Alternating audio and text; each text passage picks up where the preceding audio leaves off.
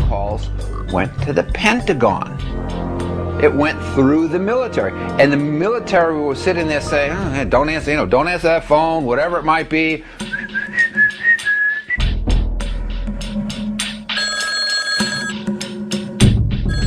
Now, how would you like your fire department to sit there and say, well, I'm sorry, we can't come and put your house out and save your lives because the mayor didn't say so? And on 9/12, they changed the protocols again back to the first protocol, which was the fast scrambles, and that's what it is today. So the way that Rumsfeld's Pentagon managed this whole thing is they switched gears, okay? They switched out of having two fast and slow into slow, okay? And then they said, oh, we're bad, 9/12, let's go fast again. Allora, quando gli Stati Uniti When the United States was attacked without warning at Pearl Harbor, after 8 inquiries, General Walter Short, commander of the Army for the Defense of Hawaii, and Admiral Husband Kimmel, commander-in-chief of the Pacific Fleet, were both charged with negligence and summarily dismissed. But after the 9/11 catastrophe, nobody, neither the Secretary of Defense Rumsfeld, nor the head of civil aviation, nor that of air defense, was either punished or removed from office. On September 10th, Brigadier General W. Montague Winfield asked Junior Officer Captain Charles Leidig to temporarily replace him as Director of Operations at the Pentagon Command Center from 8:30 a.m. on September 11th. Later that day, after Flight 93 was reported crashed, Winfield resumed control.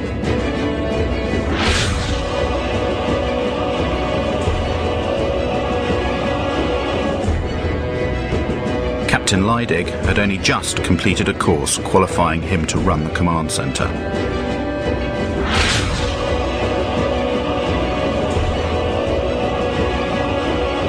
On September the 11th, Brigadier General David F. Worley Jr. was commander of the Andrews Air Force Base, the nearest one to the Pentagon.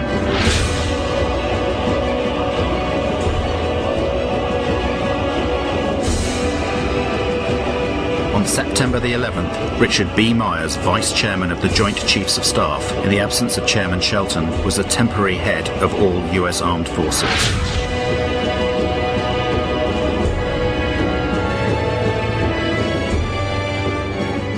On the 14th of September, after only 3 days of investigations, the FBI announces it knows everything about the hijackers of the flights. We have, in the last 24 hours, taken the manifests and used those as an evidentiary base, and have talked to many of the families of the victims, and have successfully, I believe, identified many of the hijackers on each of the 4 flights that went down. Let's look at the Lockerbie case. It took 2 years to bring indictments in that case. 2 years. In this case, in only 3 days, the FBI provided the names of all the hijackers without providing any evidence that they were actually on the flights. On the 12th of September, the Attorney General of the United States, Mr. Ashcroft, declares to the whole world that the passport of one of the hijackers had been found a few blocks away from the ruins of Ground Zero.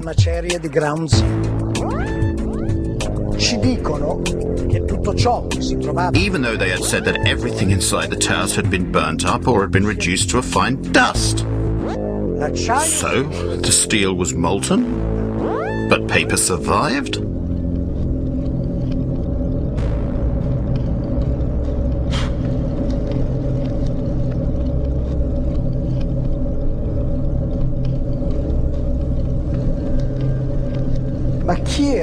Who were these hijackers? The official story states that 15 out of the 19 came from Saudi Arabia,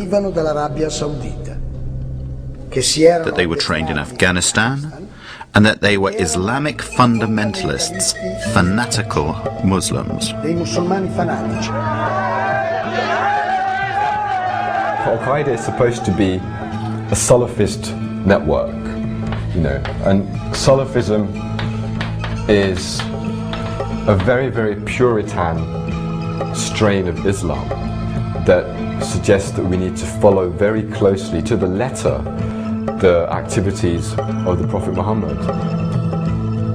So, were these people Islamic fundamentalists? The evidence would suggest no. Muhammad Atta was basically not an Islamic fundamentalist. There was always drinking, always drinking. There wasn't wine, it was beer or liquor or whatever. There was always drinking, always. And they had massive supplies of cocaine. Muhammad and all these people that he was with, they were drunk and stoned out of their freaking minds.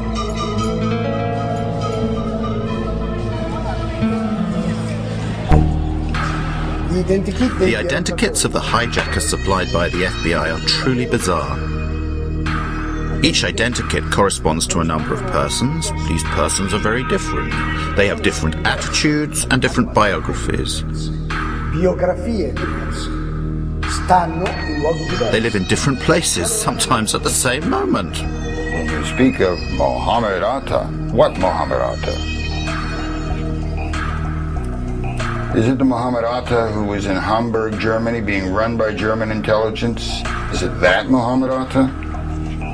Is it the Muhammad Atta who appears in Venice, Florida, which is a major locus for the National Security Agency, who's supposedly training at a little flight school for a little single and dual engine Cessna aircraft, and who's rooming with a man named Charlie Voss, who was a CIA pilot who ran guns into Nicaragua and cocaine out for the Central Intelligence Agency? Is it that Muhammad Atta? Is it the Muhammad Atta who spoke to his father on the 12th of September, as Newsweek reported, in an interview with his father in Cairo? Is it that Muhammad Atta? Is it the Muhammad Atta who appears in a bar called Shuckham's Bar in Hollywood, Florida, doing lines of cocaine and drunk on Stolichnaya vodka, and who, when asked to pay his bill, says, I work for United States Airlines, you think I can't pay my bill? And then he says, fuck God. This is not the behavior of an Islamic fanatic who is about to commit a suicide martyrdom operation. Prima che l'Atta che risiede ad Amburgo in Germania, according to the official version, before Atta, who lived in Hamburg, Germany, moved to the United States, his American namesake was visiting an office of the Department of Agriculture, where he spoke to an employee to request a loan of $650,000. With this loan, he wanted to rent a small aeroplane and attach a large tank of chemicals to it. Upon the refusal of the woman to give him the loan, he began to threaten her, saying he would cut her throat. Then he told her he was an American Airlines pilot. He threw a bundle of banknotes onto the desk and asked for information about the security systems of the Twin Towers. He even tried to buy a poster of the Pentagon that was on the wall of the office. And then he finally went away. Well now, is this the typical behavior of a member of a secret sleeper cell? Isn't it more like the behavior of someone who is trying to be remembered? This is not the behavior of an Islamic fanatic who is about to commit a suicide martyrdom. Secondo la versione ufficiale, The official version states that Al-Omari and Atta leave Florida heading for Boston.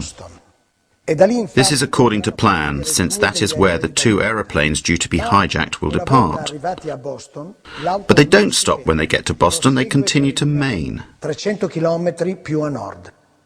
It is the afternoon of September the 10th. The next day will be the most important day in the two men's lives, a day on which they cannot make any mistakes. But what do? They go on a trip to Portland.